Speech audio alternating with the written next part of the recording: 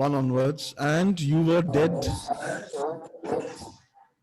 in your trespasses and sins. If you can all switch off your microphone, there will not be any echo.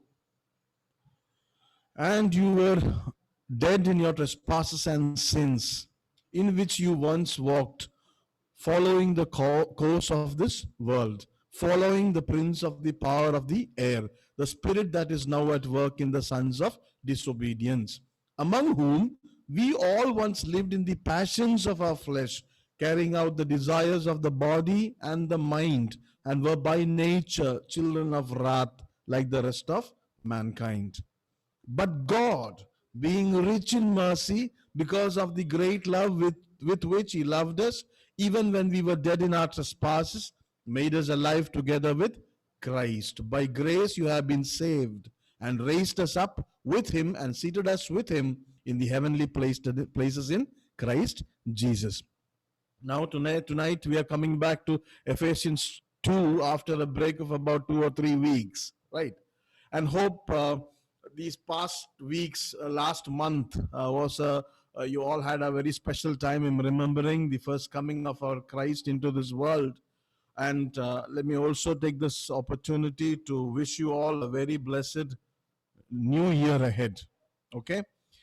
Well, previously we were looking in Ephesians chapter 2, we were looking at the rich mercy and the great love of God towards us, right? We did one session, one evening, we looked into the rich mercy of God. Then we took time to look at the great love of God, right, towards us. Let us continue to look at it. Look at that same portion from verses starting from 4 to 6. But God, being rich in mercy, because of the great love with which He loved us, even when we were dead in our trespasses, made us alive together with Christ. By grace you have been saved, right? And raised us up with Him and seated us with Him in the heavenly places in Christ Jesus. So God, with His rich mercy and great love, made us alive together with Christ. That is what it says, no? God, with His rich mercy and great love, made us, because of that rich mercy and great love, He made us alive together with Christ. But when He did that, what was our condition? We were dead in our trespasses. We were dead in our trespasses. Now, this is the same thing. You remember in the beginning of the chapter, we had discussed it in detail, isn't it? And you did He make alive when you were dead through your trespasses and sins. Ephesians chapter 2 verse 1. And you did He make alive when you were dead through your trespasses and sin. So it is the same thing that you see here in Ephesians chapter 2 verse 5. Like, speaks about that previous condition we were in before He, because or out of His riches, of rich mercy and great love, He saved us. Before that, our condition was this: we were dead in our trespasses and sins. Now, just so that you don't forget, because it is very important that we realize we have a proper grip on this, because these days there is a lot of doctrinal issues when it comes to this term dead, right? We discussed it in detail, but remember, this term dead I had shared with you does not mean dead like a dead body, right? That I had shared that with you, because there is a very strong teaching here that when the Bible says we are dead in our trespasses and sin, that means we are dead like a dead body. Because when we are dead like a dead body, we cannot have any response, neither positive nor negative, to the truth of God's gracious revelation. Right? So there is a very strong teaching that is going on, saying that, when Bible says we were dead in our trespasses and sin, that means we were like a dead body totally unable to respond. We were so in a way when they say we were dead in our trespasses and sin, they highlight the fact, or they try to impose upon us that man in his lost condition, man in his unregenerate condition, is unable to respond to the truth and revelation of God. You understand? Man in his unregenerated condition is unable to respond to the gospel truth of God, right? Because the Bible says we are dead, right? Dead bodies cannot respond, right? No positive nor negative. We looked at this matter before also. We looked into the Acts of the Apostles. We did some discussion there. But now, well, what the Bible says, we were dead in our trespasses. It is not speaking about our inability to respond to the truth of God. It is not speaking about our inability to respond to the truth of God, right? It is not speaking about that. You know, there are so many, ways through which we can understand this truth. But let me just take you to Acts chapter 10. Let me show you a person called Cornelius in Acts chapter 10. Look at Cornelius. What does Acts chapter 10 verse 1 says? There was a certain man in Caesarea called Cornelius, a centurion of what was called the Italian regiment, a devout man and one who feared God with all his household, who gave alms generously to the people and prayed to God always. Look at that. Acts chapter 10, 1 to 2. Right? This is speaking about a man, a Gentile called Cornelius. Now, Cornelius was a centurion of what was called the Italian regiment of Rome, right? Now, the Bible says he was a devout man, right? He was a devout man. Not only was he devout, but he was somebody who feared God with all his household, and then who also, did many good things because of his fear of God. He prayed to God also. And you know what? How did God, when this man prayed, how did God react? God reacted to his prayer, right? When you read further down, you see about the 9th hour of the day, he saw clearly in a vision an angel of God coming in and saying to him, Cornelius. And when he observed him, he was afraid and said, what is it? What is it, Lord? Right? Now you see, so there is this man. He is a devout man. He was a man who feared God, and he is a man who did many good things because he feared God. He did things that pleased God. Right. Now I want to, why did I speak of him like this? Why I want to point this man out to you this evening is because this man, when he was doing all these things, when he was a devout man, when he was a man who feared God, was not saved. He was not saved, right? So he was an unregenerate man. How do I know that? Look at Acts chapter 11. Acts chapter 11, 13 to 14. Look at that. What does it say? Acts chapter 11, 13 to 14.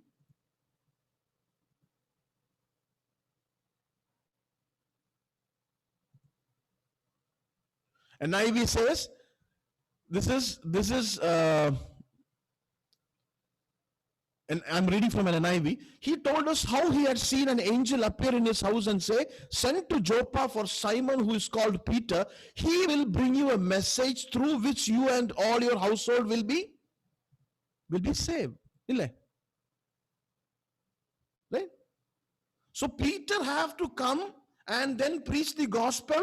And when Peter preaches the gospel, and if they respond to the gospel in the right way, he can be saved. So before that, what is his condition?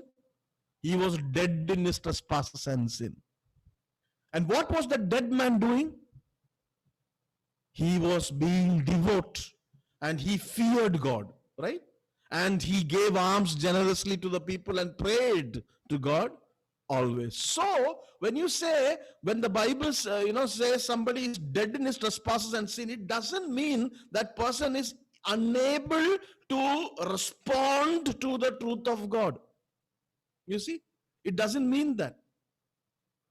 So what it means is that being dead in trespasses, what it means is to be separated from God. A separation that is just like how it is between the spirit and the body when a person dies. Right? When a person dies, how his spirit and his body is separated. ആ സെപ്പറേഷനെ കുറിച്ചിട്ടാണ് ഈ മരിച്ചവർ അല്ലെങ്കിൽ dead എന്ന് പറയുന്നത്. അല്ലാതെ it is not speaking about our inability to respond. So there is very strong teaching, my friend. Be very careful.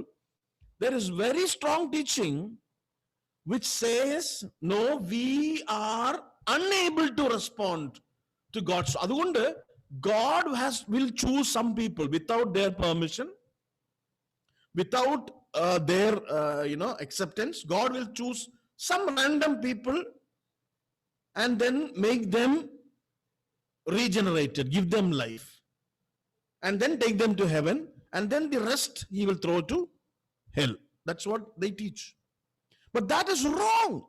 Why? Because the Bible doesn't say, when the Bible uses the term dead, it is speaking about somebody who's separated from God, right? I'm not going into that in much detail because we did do a bit of a study on it in the beginning of the second chapter. But now let me also show you something else. Here, when it speaks about your dead in trespasses, dead ennu parayunnathu pole thanne there is another term that the Bible uses to speak about the lost or the unregenerate, and that is sick. That is sick, right? You see that in the other portions of the scripture where the lost are simply called the sick. Ee sick ennu vilikkunna aaranu? Ee dead aayittullavar thanneyanu sick ennu vilikkunnathu, ille?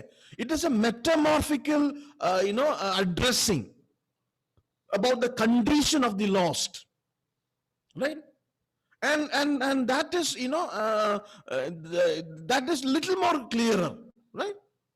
While ഈ deadness എന്ന് പറയുന്നത് is speaking about the separation between man and God, sickness is the condition, right? Look at Romans chapter 5 verse 6. Romans chapter 5 verse 6. Romans 5:6 എടുക്കുമ്പോൾ you see, for while we were still weak, right? ഇത് ആരെയാണ് ഈ week എന്ന് പറയുന്നത്? It is the same people who the Bible says were dead in their trespasses and sin. Same people who the Bible says were dead in their trespasses and sin, right? So for while we were still weak, at the right time, Christ died for the ungodly. Romans chapter 5 verse 6, right? We were still weak എന്ന് പറയുന്ന ആരെയാണ്? Dead എന്ന് പറഞ്ഞവരെ തന്നെയാണ്, ഇല്ലേ? Look at Jeremiah chapter 17 verse 9. Jeremiah chapter 17 verse 9.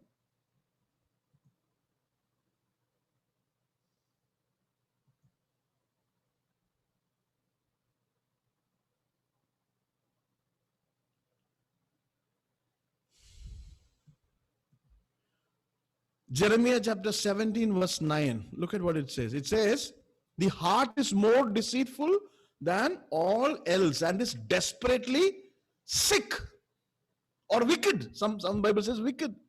Who can understand it? Right? Look at Mark chapter 2 verse 17.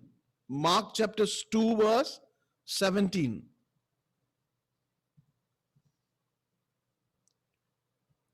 Mark chapter 2 verse 7. And hearing this, Jesus said to them, it is not those who are healthy who need a physician, but those who are sick. I did not come to call the righteous, but sinners. You see? അപ്പൊ ഈ സിക്ക് എന്ന് പറയുന്ന ആരാണ്? ഈ dead എന്ന് പറഞ്ഞവരെ തന്നെയാണ്. Same, right? Psalms 38 verse 3.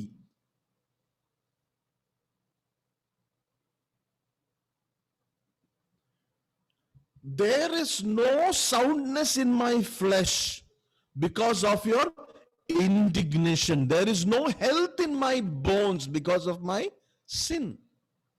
You see? There is no soundness in my flesh because of your indignation. There is no health in my bones because of my sin. You see? So for all of us have become unclean. All of us are like filthy, Isaiah chapter 64, 6 again. Isaiah 64, 6. Look at that. For all of us have become like one who is unclean, and all our righteous deeds are like filthy garment, and all of us wither like leaf, and our iniquities like the wind take us away. Right? 64, 6. Isaiah 64, 6. അപ്പൊ ഇവിടെ ഈ സിക്ക് എന്ന് പറയുന്ന ആരെയാണ്? Who is called the sick? Those who are dead in their trespasses and sin. Simultaneously are called the lost, are called the sick. Okay? അതുകൊണ്ട് when somebody tells you, being dead in your trespasses and sin means you are a person who is totally, unable to respond to the truth. So God first have to make you alive, and then see, all that sort of a theology is wrong. That is not what the Bible teaches. We were separated. We are sick. We were sick. But we were bought back or healed by God. That is what the Bible is saying here in Ephesians chapter 2, 4, 5. But God, being rich in mercy, because of great love with which he loved us, even when we were dead in our trespasses, made us alive together with Christ. By grace you have been saved. So my dear friends, I hope you are able to understand what I am trying to pass on to you. And see, for some of us it may not be so relevant. We may be thinking, what is being said. But when you get involved into the study of the scripture with much seriousness, then you realize these issues are big issues, right? Because there are so many doctrines built and so many ways shown, right? So many voices proclaimed, right? So many gospel preached. So it is very important for us that we realize what the Bible actually says, right? So again and again I want to emphasize on this. Again and again I want to emphasize this, that dead in your trespasses and sin is not speaking about the inability of a person to respond to the truth of God. There are some great teachers, I respect them. But all of us can't be right on everything, isn't it? We make mistakes. And so there are so many great teachers. I really respect them and I learn from them. I even study, even now also I study many things from them. I learn from them. But there are certain things that we can't agree. Just because somebody is so and so doesn't mean you have to agree with everything they say. We have the responsibility to examine the scripture. And when you examine in the scripture says, you are dead in your trespasses. The same person who is called dead is also called sick.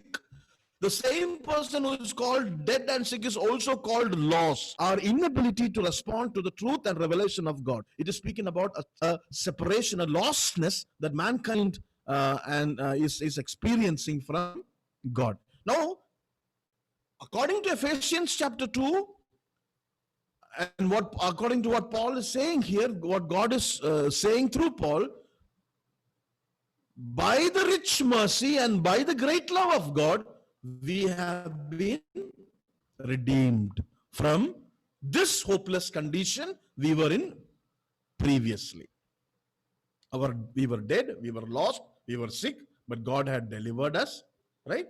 Quickened us, made us alive, and brought us into that relationship with Christ. Now, idana basic aayittulla karyangal that you understand from verses 4 to 6. But now, I want to emphasize on another thing that is there, another important principle that is there, a foundational truth that we must understand as the basic of our Christian faith, our Christian life. And what is that? Well, here in this 3 verses, we see, let me read that verse once again.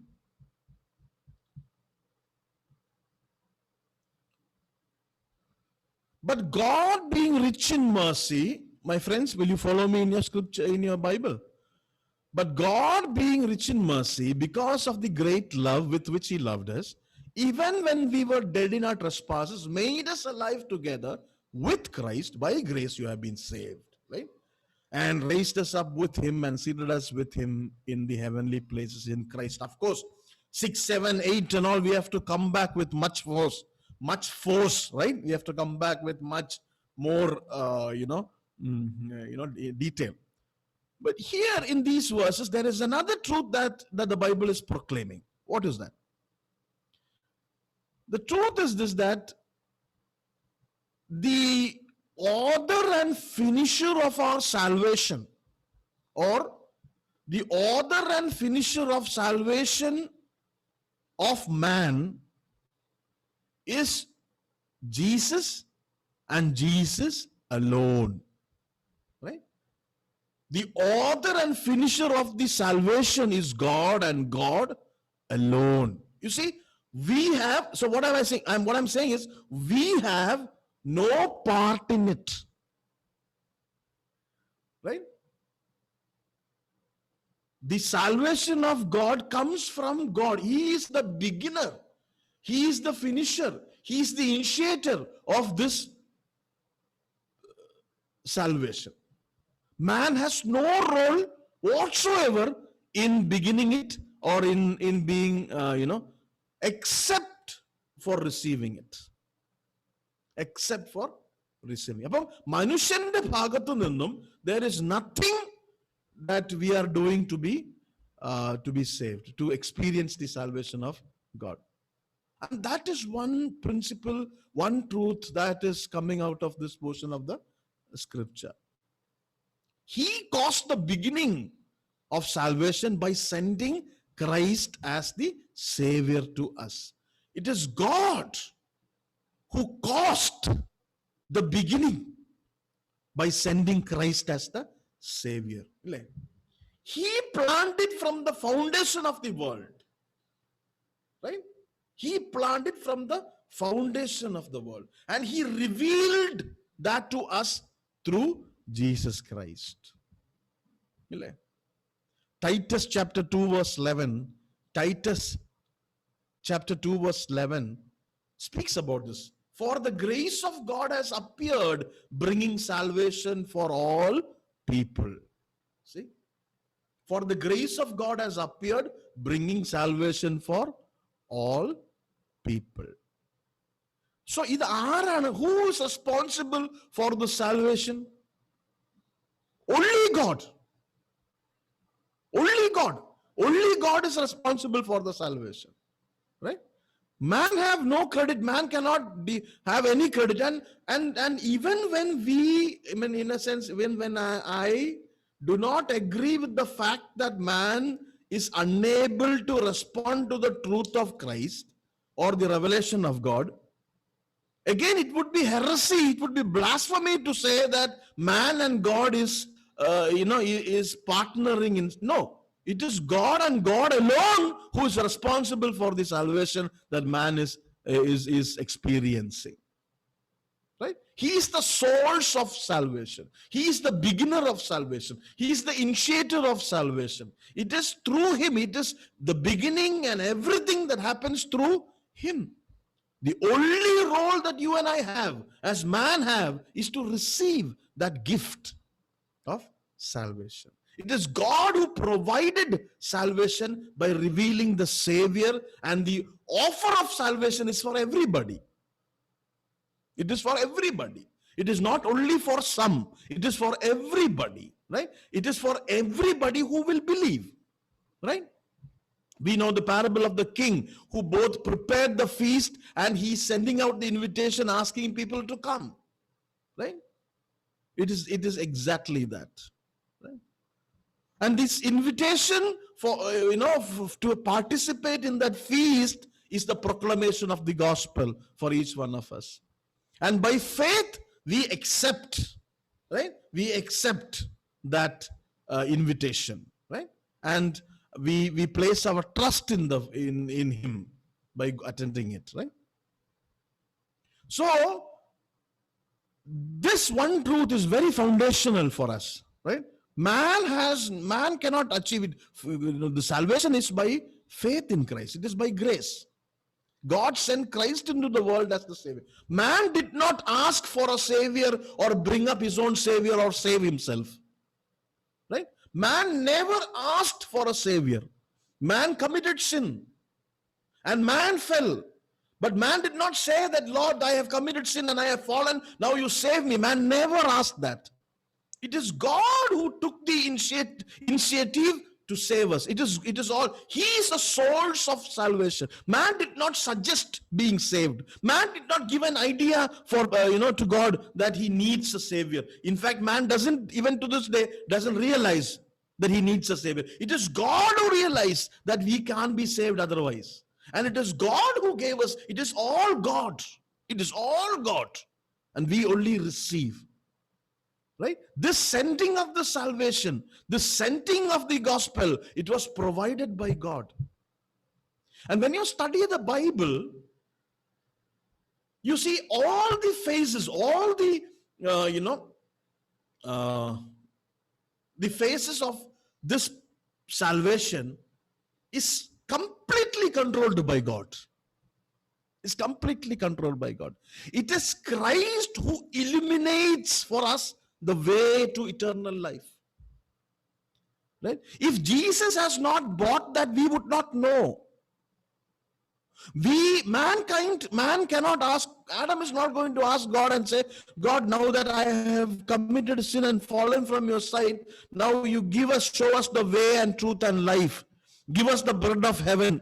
Right? We will not ask because we don't know. It is God who knows, and it is God who sent Christ to illuminate the way to eternal life for each one of us. Look at John chapter 1. John chapter 1, 3 to 4. John chapter 1, 3 to 4. John chapter 1, 3 to 4. All things were made through him, and without him was not anything made that was made. In him was life, and the life was the light of men. You see? He was the light of men. Right? He illuminates to us eternal life. He shows us eternal life. Otherwise, we don't know. Otherwise, we can't. Right? Any man who sees the light and walks into it gets saved. Any man who looks at when he sees the light and he approaches the light, he gets saved. Right? That man is not the source of light. The light comes from God. Jesus is the light. And we have no responsibility. We have the responsibility of receiving that light. Right? Other than that, we cannot. We don't know if we couldn't see the light, if the light was not offered, if the salvation was not presented to us from God, we would not know. Man could not suggest. Man did not ask. It was all God, right? Without the light given first, man would not even have walked into it, right?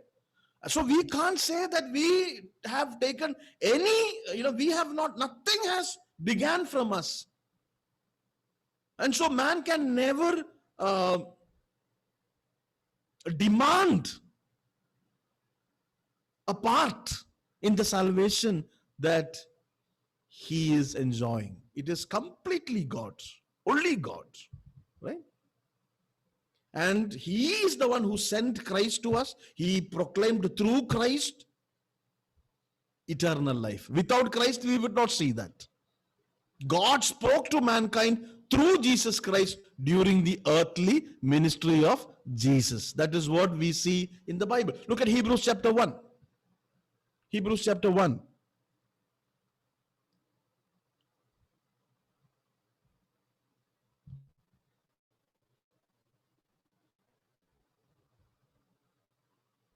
Hebrews chapter 1, verse 1 and 2. Long ago, at many times and in many ways, God spoke to us by his Son, whom he appointed the heir of all things, through whom also he created the world. So he guides us, right? It is through him that we have the understanding of eternal life. Matthew chapter 4 verse 23. Matthew chapter 4 verse 23. And he went throughout all Galilee, teaching in their synagogues and proclaiming the gospel of the kingdom and healing every disease and every affliction among people. See, the eternal life in it's through Christ. And the word that we read, it is Christ, right? In the beginning was the word, and the word was with God, and the word is God, right? And the word became flesh and dwelt among men. John chapter 1 verse 14. You see? Salvation is completely from God, okay? Salvation is, so when we say that man being dead in his trespasses and sin is not speaking about his inability to respond to the truth of God. When we say that, we also do not deny that salvation is completely from God and God alone. Right? So we shouldn't say, man and God has, has partnered in making the salvation for man real. No, it is completely from God. And from him it began. He sent his son into the world to proclaim it. And it is Jesus Christ who illuminates to us eternal life, right? And so man has no part. You see, even the teaching of Jesus Christ, everything Jesus said was not passed to him from another man. No. Right? See, everything Jesus said was passed to him from his Father. Jesus never quoted, Jesus didn't say things that began from a man or began from the mind of man. Everything Jesus said, everything Jesus did were things that started from God. Right? It was the will of the Father that lifted up Jesus Christ, through which he drew all men to himself. And it is through that Christ that he draws all the world, every nation is supposed to look at him. Again and again, why am I saying this? I want to say this because I want you to understand that when we deny the fact that man is unable to respond to the gospel call, we also do not deny that salvation is by grace and it is only the work of God. Man doesn't have anything to do with it except receive it. Jesus is the one who began. Jesus is the focal point. Right? He is the only source of salvation.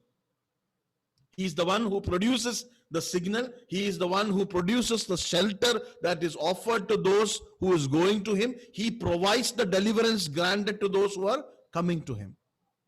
We have nothing there. We only receive it.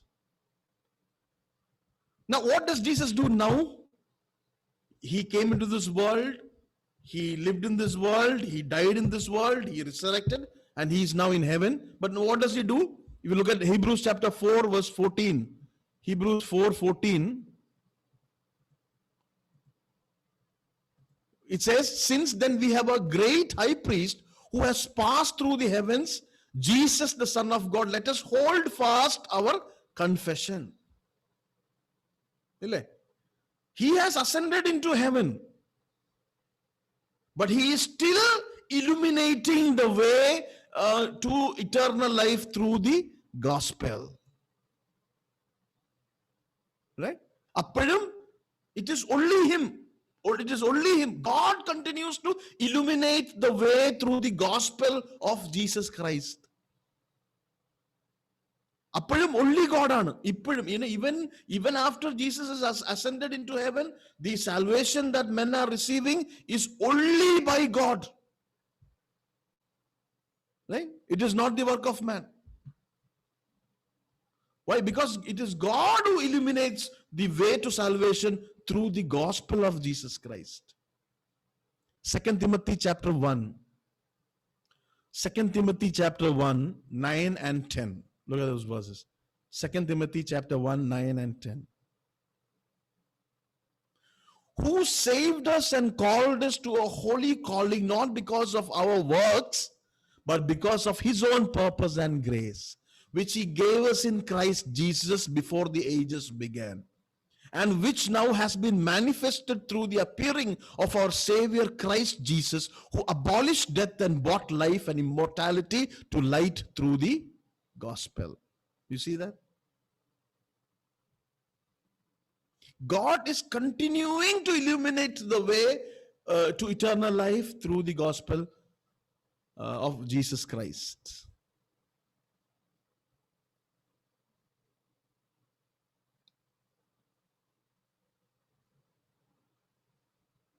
So, what apostle is saying here in Ephesians chapter 2, he's saying, he's telling the Ephesians and the recipients of the letter and us that, our condition previously, before we could be saved, we were dead in our trespasses and sin. That was a condition. Dead, in a way, separated. Sick. Lost. Right? My son was lost, now I have found. He was dead, he is now alive. Speaking about the prodigal son. Yeah. ഇതായിരുന്നു നമ്മുടെ condition previously. But God, that amazing portion of the scripture. But God.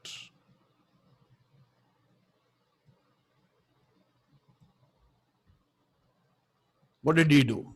Being rich in mercy,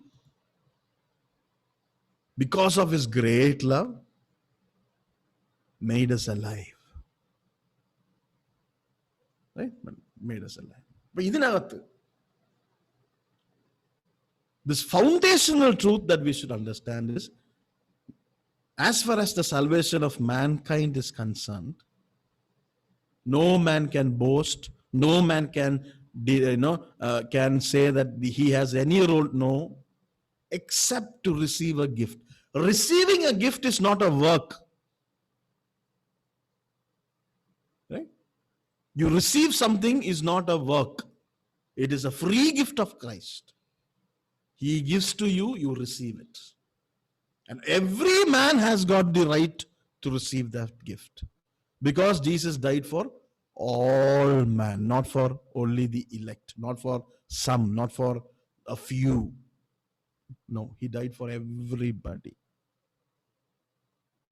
And all those have the freedom, has the liberty to approach him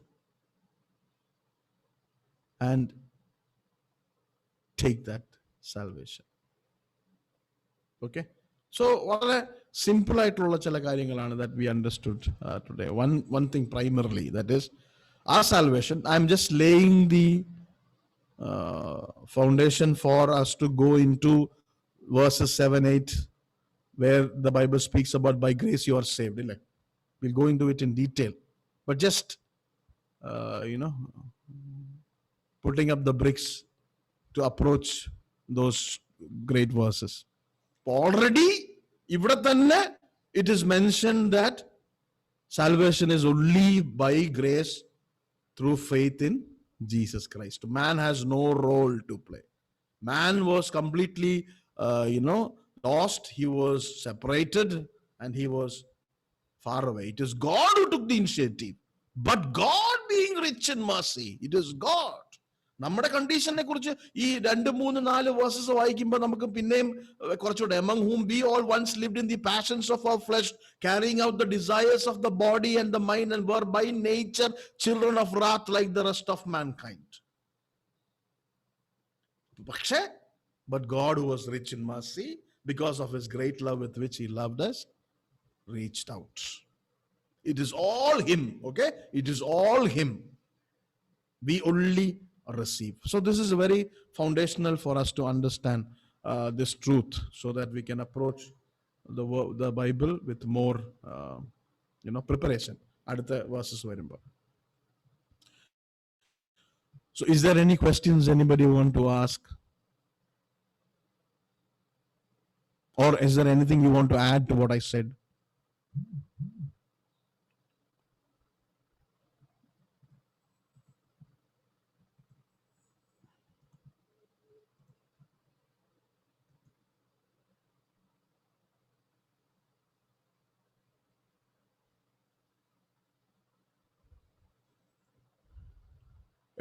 Babu uncle? No, I was saying that sense, Lord's table, some people are asleep. That's also another death, എന്തോ ഒന്നുകൂടെ പറയോ? The sleep എന്ന് പറഞ്ഞിട്ടുണ്ടല്ലോ, when Lord's table നമ്മൾ പറയുമ്പോൾ some for that they have gone, they are asleep. That's also another word for. അല്ല, അതിലെ sleep എന്ന് പറഞ്ഞത് that is speaking about A physical death. Okay, that is speaking about physical death. Adu parayunnathu is when people approach the Lord's table without reverence, avare സ്വയം ശോധന ചെയ്യാതെ അതിനെ തുച്ഛീകരിച്ചതിന്റെ ഫലമായിട്ട് people died. That is speaking about physical death. That is speaking about physical death. Okay, പക്ഷെ അതല്ല, when you compare എഫേഷ്യൻസിനകത്ത് പറഞ്ഞേക്കുന്ന ഡെഡും ആ ഡെഡും രണ്ടും രണ്ടാണ്. ഇത് മെറ്റമോർഫിക്കലായിട്ട് ഉപയോഗിച്ചേക്കുന്നതാണ്, ഉപമിച്ചിരിക്കുന്നത് പോലെ. ഇറ്റ്സ് എ മെറ്റമോർഫിക്കൽ യൂസ് എന്ന് പറഞ്ഞാൽ എങ്ങനെയാണോ മനുഷ്യന്റെ ശരീരത്തിൽ നിന്നും ആത്മാവ് അകന്നിരിക്കുന്നത്, അതുപോലെ മനുഷ്യൻ ദൈവത്തിൽ നിന്നും അകന്നിരിക്കുന്നു. അതാണ് ഇവിടെ. പക്ഷെ പ്രോബ്ലം എന്ന് പറഞ്ഞാല് ഇപ്പൊ നമുക്ക് ഇവിടെ ഇപ്പോഴല്ല, കഴിഞ്ഞ 500 വർഷമായിട്ടുള്ള ഒരു പ്രോമിനന്റ് ടീച്ചിങ് ആണ് അത്. ഒരു വളരെ സ്ട്രോങ് ആയിട്ടൊരു ടീച്ചിങ് ഉണ്ട്. ഈ ലോകത്ത് ചില ആളുകളെ മാത്രമേ ദൈവം സ്വർഗത്ത് കൊണ്ടുപോകാനായി തിരഞ്ഞെടുത്തിട്ടുള്ളൂ. ചില ആളുകളെ മാത്രമേ. അത് അവര് എന്ത് ചെയ്താലും ഇല്ലെങ്കിലും അവര് സ്വർഗത്ത് പോകും. കുറച്ചു പേര് എന്ത് ചെയ്താലും ഇല്ലെങ്കിലും അവര് നരകത്തിൽ പോകും. ഓക്കെ, അപ്പൊ അങ്ങനെയുള്ള ആ തിരഞ്ഞെടുക്കപ്പെട്ട ആളുകളെ മാത്രമേ ദൈവത്തിന് അവർ ജീവിപ്പിക്കാൻ കഴിയത്തുള്ളൂ. Only those people will be made alive, right? Because nobody else can choose to be made alive. മറ്റാർക്കും തന്നെ രക്ഷിക്കപ്പെടുവാനായിട്ട് അവർക്കൊരു ദൈവത്തിന്റെ സത്യങ്ങളോട് പ്രതികരിക്കുവാൻ അവർക്ക് സാധിക്കില്ല എന്നാണ് ഈ ഇവർ പഠിപ്പിക്കുന്നത്. ഓക്കെ, അത് ഇപ്പോൾ നമ്മളുടെ സഭകളിലൊക്കെ അത് പ്രോമിനന്റ് ആയിട്ടുള്ള പഠിപ്പീര് അതില്ല നമ്മളുടെ ചുറ്റുപാട്. എങ്കിലും നമ്മുടെ കുട്ടികളൊക്കെ പോകുന്ന കോളേജുകളിലും പ്രത്യേകിച്ച്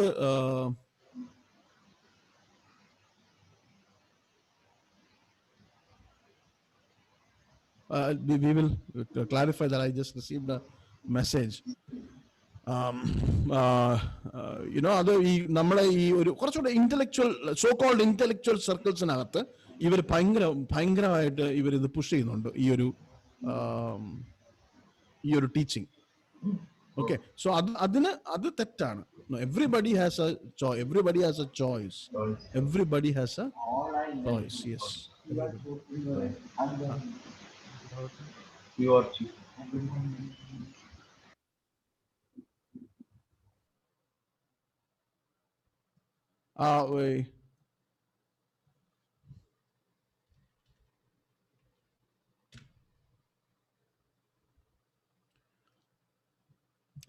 Any other questions for or anybody want to say something about this?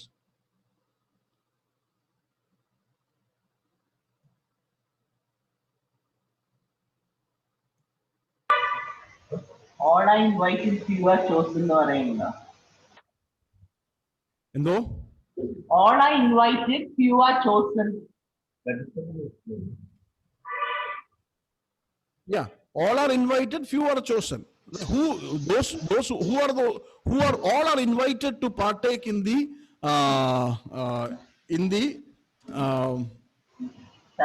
wedding. All are chosen to partake in the banquet, right? But when you come into the banquet, there is one requirement. What is that? You must wear the wedding garment. When you are not wearing the wedding garment, you can't enter. You are not chosen. But who is the wedding garment? It is Jesus Christ, Jesus Christ. right? So all, it is for all men. It is for all men. എല്ലാ മനുഷ്യർക്കും എല്ലാ മനുഷ്യർക്കും വേണ്ടിയിട്ടാണ് കർത്താവ് ഇത് പറഞ്ഞിരിക്കുന്നതെങ്കിലും